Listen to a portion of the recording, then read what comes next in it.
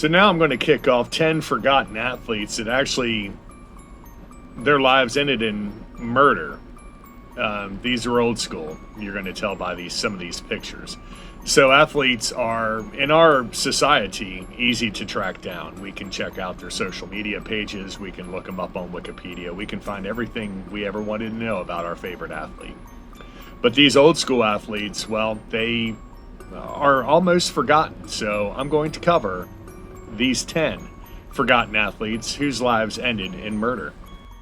And kicking it off, pictured here, we have Arthur Brennan. He was an Australian footballer.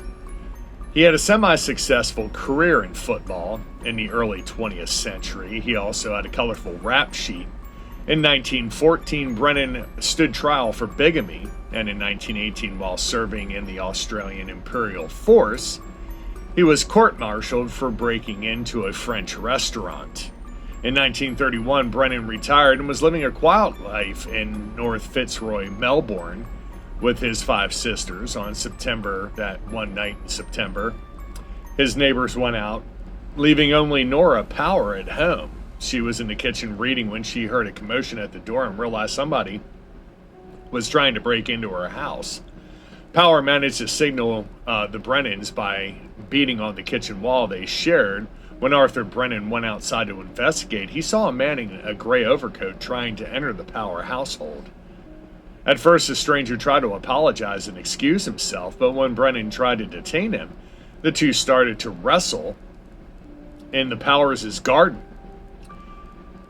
A man of stature and a former athlete, Brennan overpowered the intruder. However, the struggle, and the other man managed to free one hand, pulled a pistol from his overcoat.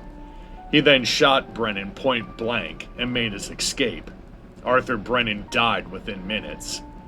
Even though neighbors gave chase and the gunman had been seen by several people, he was never charged or identified in this heinous crime.